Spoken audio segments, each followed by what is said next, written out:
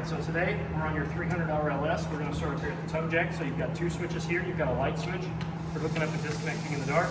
And you've got your tongue jack here, which is going to retract the front, which is up is going to bring the front end down, down is going to bring the front end up. Okay, so you're going to retract and extend.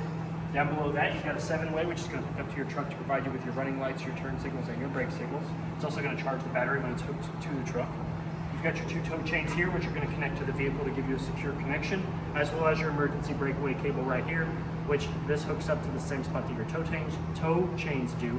And if for whatever reason this comes unhooked, it's going to pull the emergency brakes, lock the wheels up so it doesn't go rolling back down the highway. Behind that, you do have your two 20-pound propane cylinders. Underneath this cover here, they are fed into the unit with an auto change regulator. The black dial up here at the top is it's got an arrow on it for your convenience to let you know what tank you're currently drawing from. Right now it's drawn from this one, so when this one gets empty, you'll open this one up, flip the dial over, it'll start drawing from this tank. You can take the empty one off and go get it refilled and replaced. When you do put your cover back on, you always want to make sure that your lid here, the two bolts, are facing towards the unit so that way wind can't pick that lid up and take it off, and then you're stuck with an open propane cover. Tighten the bolts down. Behind that is your 12-volt Marine and RV battery protected by the box. That box helps it keep the terminals from being corroded. It helps your terminal heads at the end of the wires from being corroded, and it keeps your battery in general good health for the most part. And then behind that, on the box and the label of the vault, you do have your battery disconnect. Right now it is in the on position, but if you are going to store this thing for extended periods of time, so you're going to be done with it for the winter, your best bet is to go ahead and flip this to off, and what that's going to do is it's going to preserve the charge in your battery instead of draining your battery when it's in storage, okay?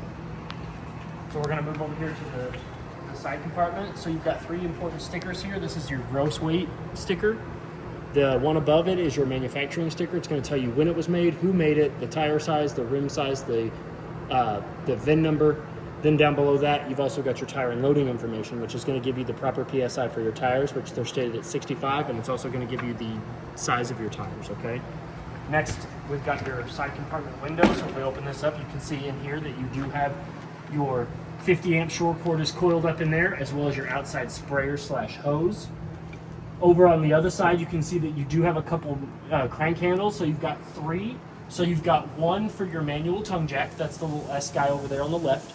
That's for your manual tongue jack. So if for whatever reason the motor in your tongue jack does not want to raise and lower, there's a silicone stopper in the top of it that you can pull off, and that manual crank handle will fit that in there, and you can raise and lower that. The ones hanging up on the wall, so you've got one that is shaped like a skillet or a pot.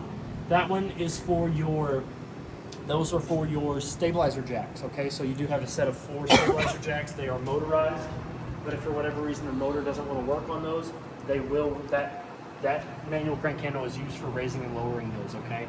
And the last one that's hanging up there, the one that's just, it looks like a longer S, that is for your slides. So if for whatever reason your slides do not want, well, your one slide, not this one, but the one on the other side, there's a hole back here that I'll show you when we get back there. You can stick that manual crank handle in and you'll be able to extend and retract out your slide in case the motor in that one goes away. We are going to attach a video as well to the virtual here that's going to have your instructions on how to operate your Schwintek motor if for whatever reason the motor gives out in it as well. While we're over here, we are going to go over your Lippert auto level. So the instructions are down here on this sticker, but in order to turn the auto level panel on, you're going to hold both the up and down arrows for about 3 seconds. That's going to engage the auto level panel. Then you can hit up to raise the jacks up, and then down to lower them down.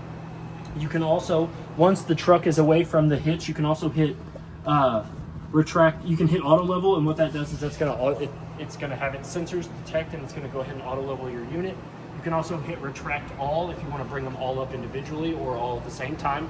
And then you also have hitch height here. So what that does is you can follow the instructions, but in a brief terms, what that means is you can actually hit that, and it'll set it to whatever the lowest setting was. So you're ready to hook back up, you hook your truck back in, you hit auto hitch, and it'll lower it down to where it meets that hitch, okay? So that way you don't have to worry about sitting here and retracting all. You can just hit auto hitch and it'll automatically lower it back down to where it needs to be to hook up to your truck, okay? So now that we're done with that, we're gonna move on down here to the side. So you've got your black tank flush up here. So this is where you're going to hook your hose and regulator up to. And I always recommend a regulator for any source of water going into the unit, because the regulator will help keep the water pressure between 40 and 50 psi. Anything higher than that, and you do run the risk of your water lines becoming disconnected. But what this does is this powers an aerator in the bottom of your black tank that is by water pressure alone. So you don't need to have any power to it or your water pump on or anything like that. The water pressure alone spins that aerator, which helps kind of clean off gunk on these sides and the bottom of your black tank. In order to use this properly though, you do need to make sure that your black tank is empty and that the valve is currently open, so that way it has somewhere to go with all of that stuff. Down below is your furnace vent. So you've got your intake and exhaust. This does spit out hot enough air to curl the hair on your arms, and this plate will get hot enough to burn your skin. So if you are going to be using your furnace, I recommend that you have anybody hanging out by your camper. Avoid this at all costs. Another good investment is mud dauber screens. It's 2 little dome vents that will fit over each one of those, and they keep the mud daubers from going up in there, building nests and inviting all their friends and family, but still allowing airflow to come out of them, okay? It is worth its weight in gold. It's like a $20 parter. It's like $150 an hour for us to fish those guys out, okay? So it's definitely worth its weight. We'll move on back here. Down below here is your sewer connection. So this is your front sewer connection. So when you're ready to dump your tanks, you're gonna open this cap here. You're gonna stick your sewer hose on this end, run the other end to the proper dump station. You're gonna pull your black tank flush, or your black tank valve here, which is this one. And then once the flow on that one gets a little low, you can go ahead and open your gray tank. So what this tank here does is this is your bathroom shower and your bathroom sink. This one here is your toilet. And then you've also got your low point drains there behind it. That's your blue line and red line. Those are for winterizing and dewinterizing. Those are the 2 lowest points in the water system of your unit. So once you've run your antifreeze through your system, you can go ahead and open those up, so that way any sort of loose antifreeze or water that is left in your lines does have a place to go instead of freezing up in your lines, okay? Next, we've got our secondary flush here. This is your galley tank. On the control panel, it's going to be labeled as aux, so your auxiliary tank. This one's going to be for your kitchen sink. So you're going to drain this, and then your kitchen sink holding tank is going to drain, okay? When you're done, I always recommend that you put the caps back on it, just to keep anything from getting up in there. Next over here is your outside sprayer port. So the outside sprayer hose that's in that front compartment there has 2 little teeth that you'll fit into those 2 notches. You'll rotate those clockwise about a quarter of a turn. It'll lock into place and immediately will pressurize if you're connected to city water or you've got your water pump on, okay? So you're immediately gonna feel water come through that. There is no on and off, it is just an outside sprayer. Down below that is your city water connect, which if the Parker campground that you're staying at is providing you with water, you're gonna run the hose from their source to this with that regulator, and this is gonna provide you with water to your unit, so you don't have to use your fresh tank and you do not have to turn your water pump on. Last over here is your Suburban on-demand water heater. So it's 3 important things in here that we're gonna go over. First one is your fuse. So every once in a while you do wanna make sure that that's nice, good, and tight. The second one is the on and off switch here. So right now it is currently off.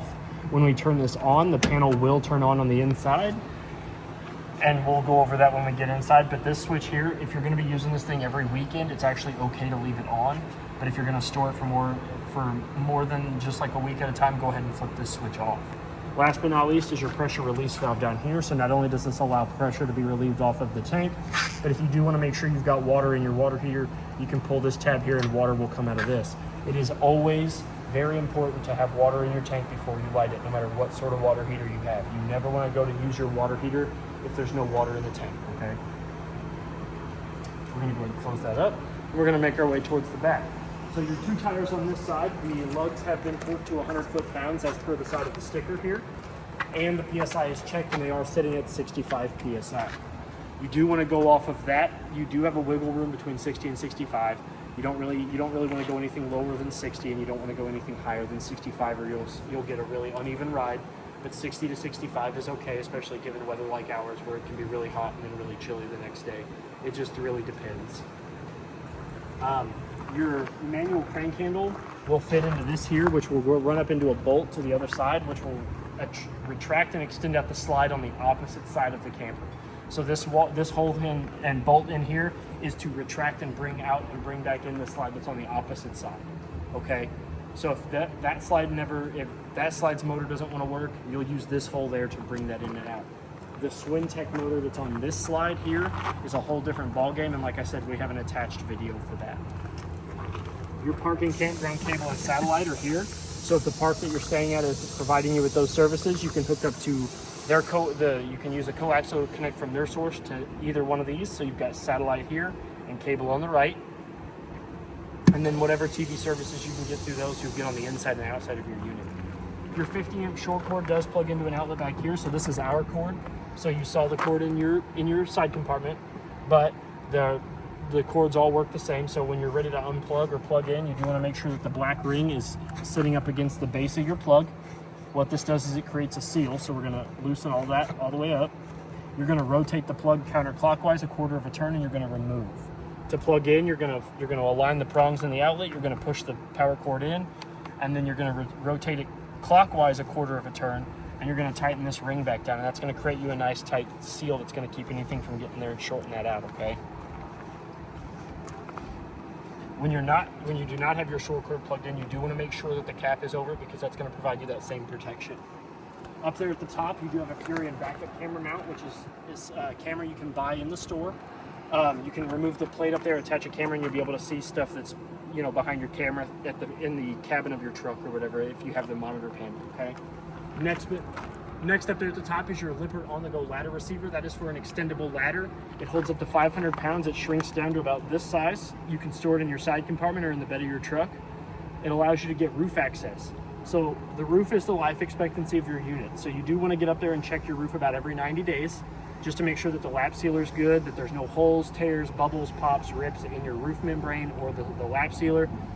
And if the better care you take of your roof, the longer your camper will last, because when water can get in up on your roof, it will travel and it will do damage to just about everything it can on its way down. So the better shape your roof is in, the longer your camper will last you. Okay. Your spare tire down here, it has also been checked. The PSI is sitting at about 65, and these two lugs here do not have to be torqued to the 100 foot-pounds. They just need to be wrench tight, so that way this thing doesn't come bouncing off down the road. Okay. So we're going to come over here to this side. So you do have a coaxial outlet over here. So if you do want to watch TV outside, you can do that. So whatever TV services you're getting on the inside, you can get on the outside out here. And then this is your fresh tank port. So it is a gravity-fed fresh tank. So whenever you're ready to fill that, you're going to take your hose and your regulator, you're going to set it in here, and you're going to fill your fresh tank. So you can monitor the fresh tank level with the control panel on the inside. It'll go from empty 1/3, 2/3 full, and we'll go over that when we get inside. Okay.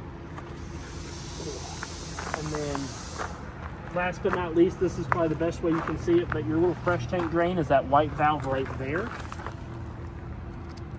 It's about 1.5 inch dump valve, so your fresh tank will drain rather quickly, because you never want to travel down the road with a full fresh tank. You always want to make sure your fresh tank is empty, because it does get heavy and it does run the risk of falling out from underneath your unit when you're traveling down the road.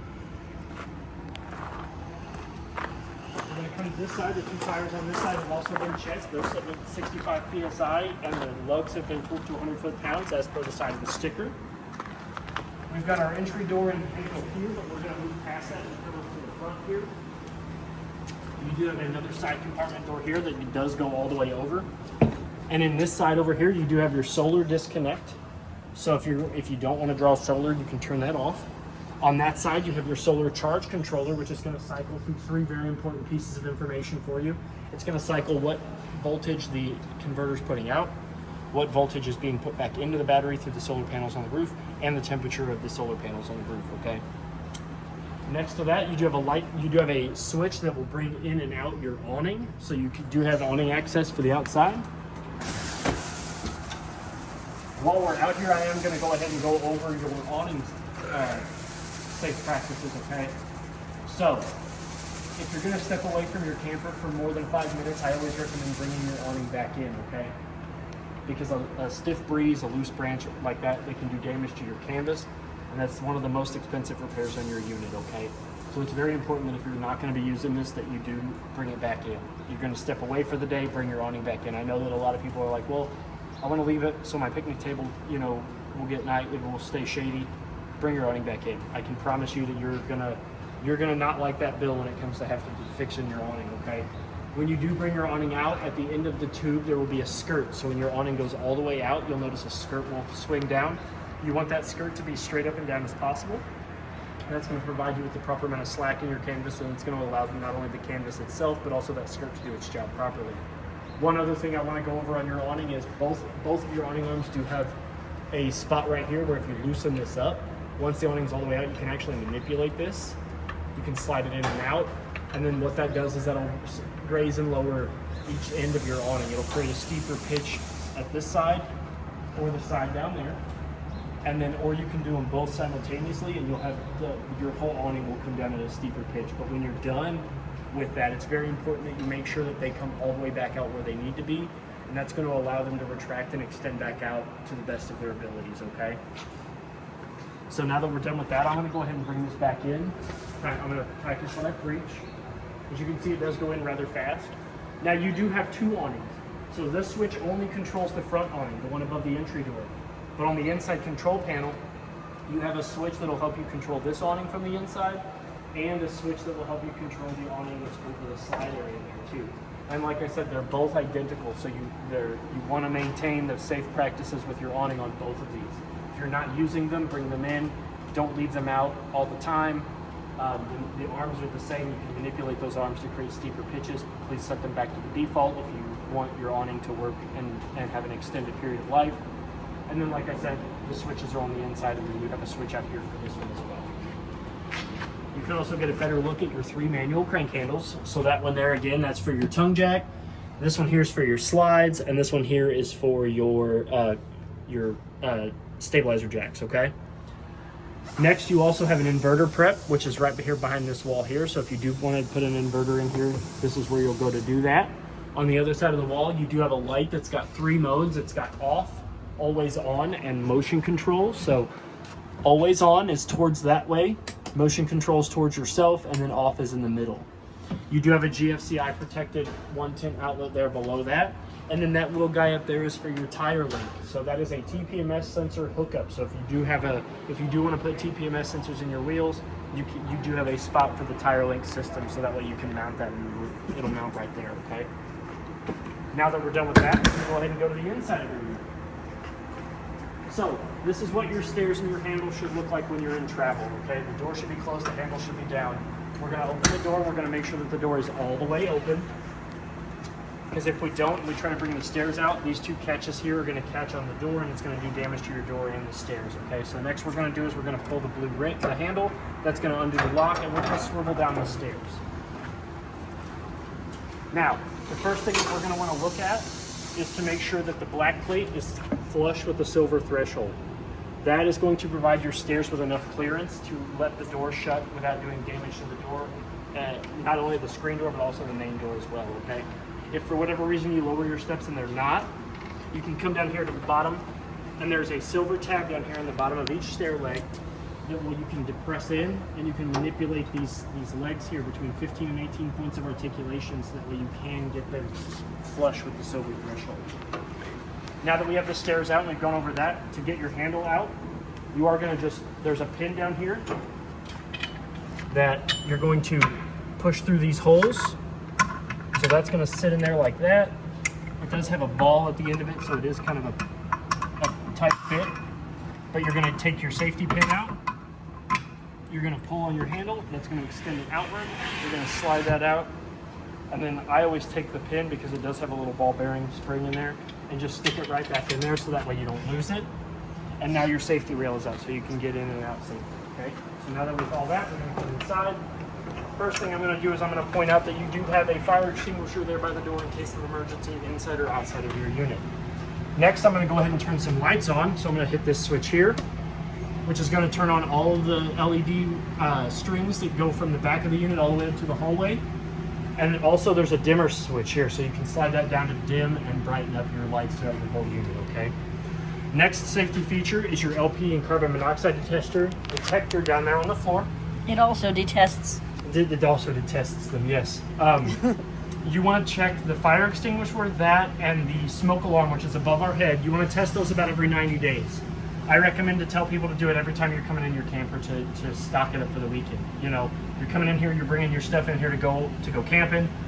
Check that, check this, and look at your fire extinguisher. They're there to save your lives, and I promise you that in a place where they can, they will, as long as they're working, okay? Next, we've got our thermostat here, which is going to control the air conditioner inside the living portion of the unit.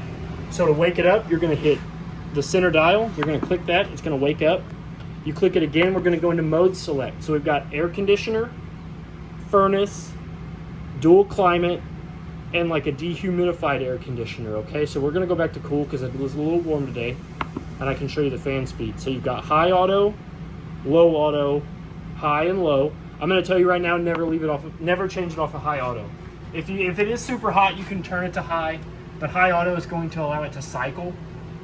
So once it gets down to a desired temperature, it will shut off, and then it will kick back on if it gets higher than that.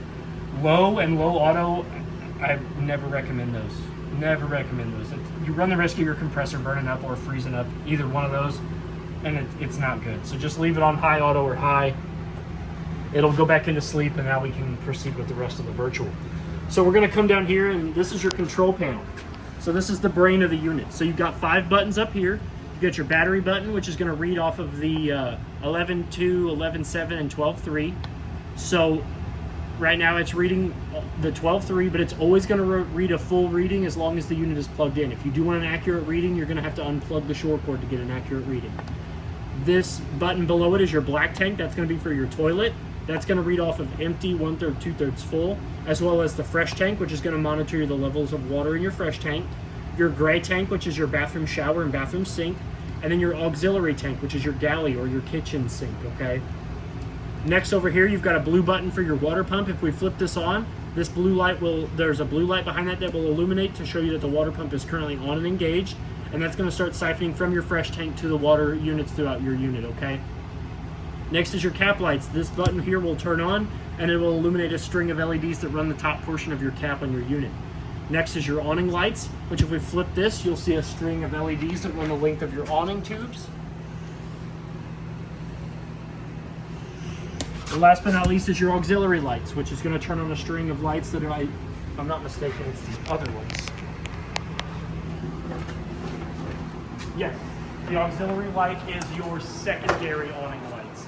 So you do have a string of lights that run the length of this awning, which is your auxiliary lights, okay? All right. So now that we've done with the lights, I'm going to turn them all off. We're going to come down here to your slides. So this button here is going to bring in and out the slide that has your dinette booth and your couch on it. Your door side slide. Slide 1. Slide 2 is the same button over here, but it's going to be the one that's got your television entertainment center, your stove, and your refrigerator on it. Slide 2. This button here is going to be the slide that's above the entryway door, which is the one above our heads over here. And this one is going to be the one above the slide. That was awning 1. Yep. And then this is awning 2, which is the one that is all over the slide here. Awning 2. Okay. And then down below that, you have your fuse panel and breaker box, which this is an auto detect. So if any of these blow, a little red LED will illuminate and you'll be able to see it through that window, so that way you can go in there and check any of those that are blown. And then the most important breaker that you're going to be dealing with quite a bit is going to be your GFI, which is going to be a 15 amp guy right here. That is, if any of your outlets get water or anything in them, that's probably going to trip. It's going to go into bypass, flip it all the way off, which is all the way towards the end of the camper, and then flip it all the way back on. Close that. So now we're going to make our way into the unit. So we're going to start here with the dinette booth seating. So not only do you have a dinette booth seating, but this can also convert into a bed. You're going to take this tabletop off of the legs. The legs are then going to remove themselves from the bottom brackets. You're going to lay this tabletop here on these 4 bump stops. And then you can bring the cushions in and manipulate them to where the cushions create a little twin size sleeping area for somebody else, okay? Your windows here open by pushing the 2 tabs towards each other, and you can raise the window and the screen. And then it does have a pull down shade here up at the top. Let me get my fingers behind it. And then if for whatever reason any of these style shades become loose or too tight, they do have 2 bobbins here on either side of the bottom of the window that you can actually adjust and either loosen the tension or put more tension on them. Less tension will make them go up and down super easy. More tension will make it harder for them to go up and down, okay? This window here, it acts as a secondary fire escape, so you can open the window by lifting up on that tab, pulling towards the front of the unit, and then you can go out feet first that way if you need to. This one also has the same style of shade. There are also LEDs. So if I flip this switch on here, it runs a strip of LEDs that are at the top of your baseboard here. And then it also has 4 LEDs that are manual touch all throughout the rest of the slide. And there's 2 also above the couch. So we're going to come down here to the secondary couch. Same style of window. You're going to lift up on the tab and bring it all towards the front. This is also acting as a secondary fire escape. So if whoever's sleeping here on this couch or bed needs to get out, they can also get out. Same window here is the front of the slide. You push the 2 tabs towards the center, lift up, and they both have those same pull-down shades, okay? So, next is your couch/sleeping area. You also have a USB and USB-C outlet right there. This couch does fold out into a hideaway bed, so we're going to do that. So before I do that, both of these couches act the same way. They have both hideaway beds, so I'm going to go over one, and then but that's going to apply to both of them. But you cannot have both of these out into bed mode at the same time. So it is one or the other. I'm going to go over one, and then hopefully that one will also be applied to the other one. So first off, you're going to remove the back cushions. You're going to lift up the bottom of the seat cushions, pull out the bed. It's got 2 feet that are going to collapse from underneath it. You're going to lay this flat. Once you have that down, you're going to come back to the top of the bed, lower this down, and then you can actually stick these 2 cushions back up against the wall so that way you're not bumping your head in the wall when you're trying to go to sleep. When you're ready to convert it back into a couch, number 1 step is to lift this up. Fold it back up against the wall, grab the bottom part of your bed, fold your feet in, and then what I always do is I'll hold it here and kind of push in down here at the bottom. That's going to break it in half and you can fold it back into its place. That works for this couch and that couch there up against the back wall, but like I said, you cannot have both of them out at the same time. One other important thing about these couches turning into beds is if you are going to have somebody sleeping in one of these, you cannot run the fireplace at the same time that one of these beds is out. The fireplace will melt and burn the vinyl on your couches, okay? So if you are going to use these as sleeping areas, do not turn your fireplace on, okay? We're going to move over to the back side. Again, same style of windows, pull down shade, 2 pinch tabs in the middle will meet and you can lift the window up. You have another USB and USB-C outlet there on this side of the couch, as well as on the other side of the couch, as well as another one of the same windows. The window in the back portion of the unit is a fire escape window. You're going to lift down on this tab here, slide it all the way over, and you can get out preferably feet first.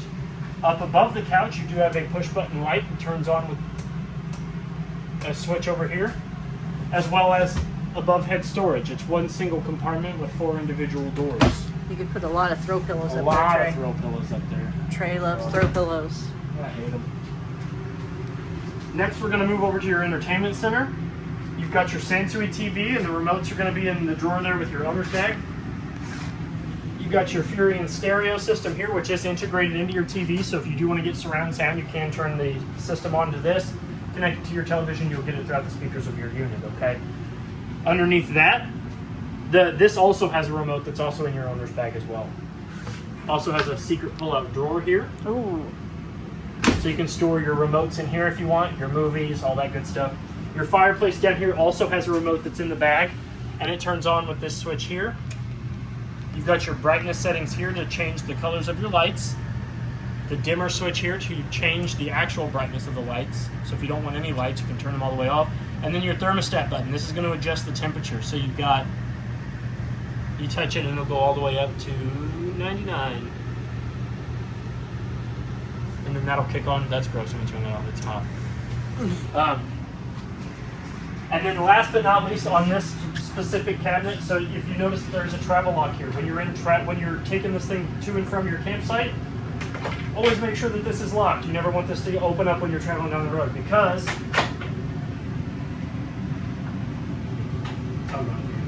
it's a pretty strong magnet.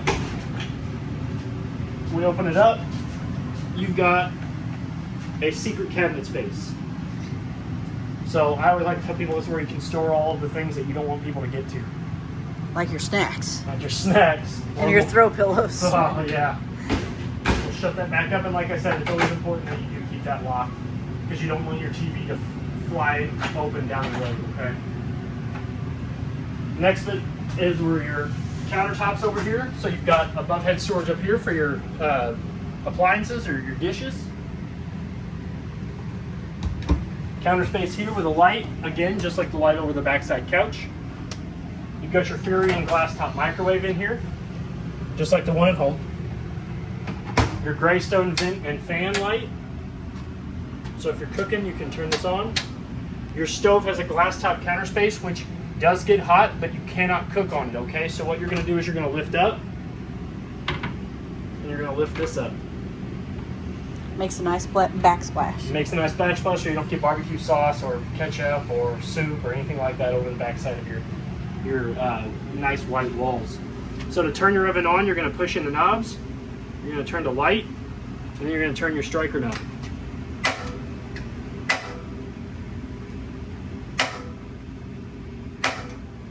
I don't have any gas flowing, but this is how you're gonna turn your burner on. This one's going to be for these three here for your top burner, and this one here is for your oven. Your oven's going to work the same way. You're going to push in, you're going to turn the pilot on, you're going to hear gas escaping. Rule of thumb, never try to light your stove, or your oven I mean, with the door closed. So you always want to lower that first. You don't want to build up gas because it does, if you hold that in and you're building up gas in an enclosed space and you go to light it, it's going to all go boom, and you're going to, I did it one time, it's not good. But there's a pilot light down underneath here, which, as you can see, the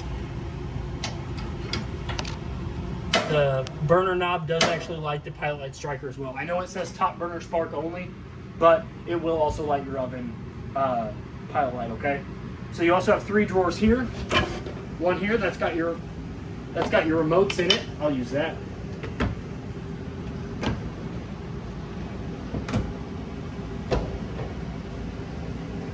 Your broiler storage down here. You've got cabinet space underneath the island.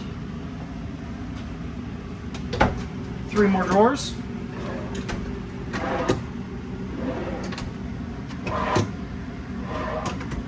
You've got under the sink storage. A lot of storage. A lot of storage. Your stainless steel basin sink does have a chopping block slash more counter space over the top of it. Nice big stainless steel sink. Your faucet up here is hot water at the top, cold water towards yourself, and then to draw you're going to pull away from the faucet. You're going to pull this away from the faucet. You got your stopper.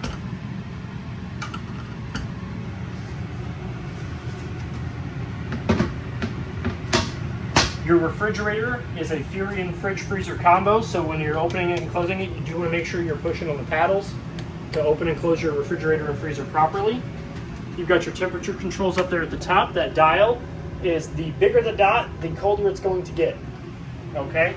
It is a 12-volt fridge, so that sticker that I just referenced there on the inside of your refrigerator, if you have any issues with your refrigerator and you call in to tell them about it, they're going to ask you for details off of that sticker, okay? So it's very important that sticker remains in there. Now, when you are opening and closing your freezers, like I said before, you do want to make sure you're using these paddles. This right here is the only thing that's creating a nice tight seal on your refrigerator. So if you go to wrench on this and this breaks, your refrigerator or freezer door is not going to close properly because your freezer door also has one too. You just have to press up. Then we'll open that up. Nice big deep freezer for snacks, ice creams, Popsicles. Nice big pantry over here for your dry goods. Built-in 5-barrel wine rack up here. More. They call this a coffee. What do they call this? Like a coffee bar? I think so. Yeah, like a little coffee bar area. You do have a 110 GFCI protected outlet there as well. Two pull-out drawers here. There's your RV bag. That's going to have all your paperwork and owner's manuals and stuff in it. More cabinet space down here. One thing I did want to go over before we leave is before we go towards the back, is your air conditioner vents are in the ceiling, connected to this guy. Your furnace vents are the black ones, and they're all around the floor. While we're here, I am going to go ahead and go over your air conditioner though. So the cleaner these filters are, the better it's going to work. So you can pop them down every once in a while, kind of get up here, take these out. These can be removed. You can wash them in the sink, take them outside, shake them off, and then let them dry, put them back up there. The cleaner those are, the better your air conditioner will work. And one other thing about your air conditioner is, say you come in on like a day like today, it's hot outside, you come in, you want to cool off. Turn your air conditioner on, open up your dump vents, it'll cool off the living area first.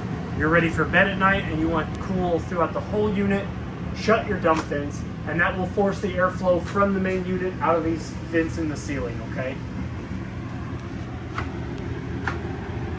We're gonna work our way over to the bathroom now, so we already went over all this stuff, so we're gonna come into the bathroom. You do have a light switch in here that's gonna turn on the 2 manual switch lights as well. These do have to be in the on position for the switch to work, so if we turn them off, as you can see, the light switch does not work. So if you ever come in here and one of these lights does not work, don't fret, make sure it's in the on position first. O for off, I for ignition. It's the easiest way to remember that. Up here in the ceiling as well, you also have your vent and fan, so if things get really hairy in here, you can open this vent up and turn this fan on and it won't be so hairy. Just make sure that it's not raining when you open that vent, okay? Next, above the light switch is your water heater panel. So right now it's off. We'll turn it on. It's set to 122 degrees. That's the hottest your water heater will get.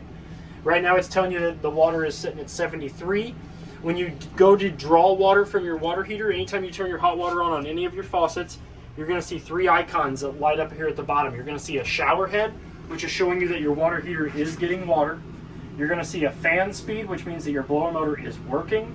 And you're going to see a flame icon, which means that it is getting gas to light and heat the water in your water heater, okay? You need all 3 of those symbols on and working to get hot water from your unit, okay? And then when you're done using it, you can just turn on the on and off switch again. This button here, you can swap between Celsius and Fahrenheit with that one, and then you've got your up and down arrows, which are going to increase and decrease your temperature. You've got your 110 GFCI outlet there with the master reset and test buttons. Your mirror is also a safety cabinet, so you can store your Q-tips, toothbrush, and stuff like that. You've got cabinet space over here. You've got your sink, which is hot to the left, cold to the right. To draw water, you lift up. Nice little stopper in there. Cabinet space there for storage of towels and hand towels. Under sink storage. Your toilet is a 2-portion valve toilet, so if we open it up and say we want to fill the bowl with water, you barely put any pressure on the valve. It'll let water fill the bowl, and then when you're ready to flush it off, you open it up and it'll flush it all down the drain. Behind me is your shower. It's a rather nice big shower. You can shower in the beauty of nature with your skylight above your head. Your shower curtain right now is tied up to keep it off of the floor, but this does extend all the way over to close yourself in. You've got hot on the left and cold on the right, which will come out of the shower head up here, which has a little dial up here that will allow you to turn the water flow on and off. So if you're boondocking it and you're done in the shower, but the other person with you wants to take a shower, you don't have to turn your hot water off. You can turn it off up here, get out, and then the other person can get in and turn their hot water back on. You also have some space up here for your bars of soap or whatever, and then up here you have a little rack for your hand towels, okay? A little towel drying rack.